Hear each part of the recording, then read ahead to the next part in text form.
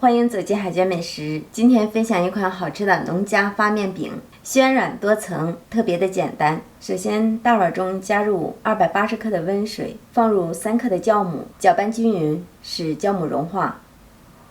接下来，大盆中放入400克的普通面粉，加入2克的泡打粉，10克的白糖，促进发酵。用我们刚刚化好的酵母水来和面，边倒边搅拌，搅拌至絮状。下手揉成团儿，这个面团儿因为水分特别的充足，有一些粘手，只需要成团儿即可。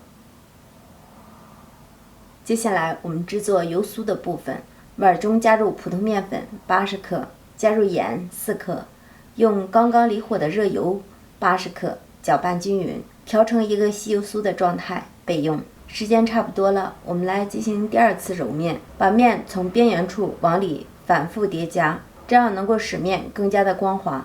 再醒至10分钟。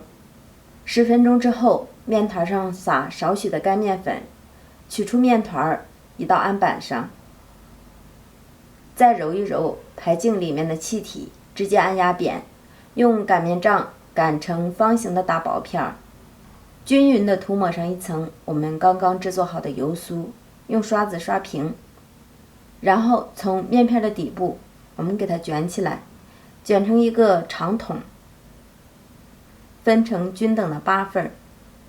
拿起一个面剂，把两头捏一捏，防止油酥漏出，然后往中间对叠，整理成一个圆形的小面剂。接下来进行擀制，用擀面杖在中间的部位上推下拉，翻转，同样上推下拉。全部擀制完成以后，我们用刷子沾一些清水，刷在面饼的表面。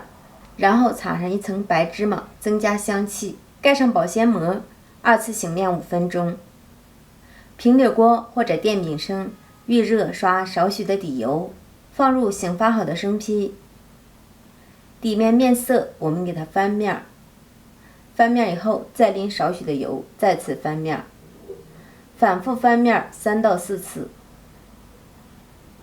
看到两面金黄，按压有回弹，小饼就熟透了。家人们看着有没有食欲呢？超级简单的农家发面饼就完成了。我们看一下，两面金黄，表皮微微酥脆，掰开看一下内里，绵软咸香，一点也不油腻，要多软有多软。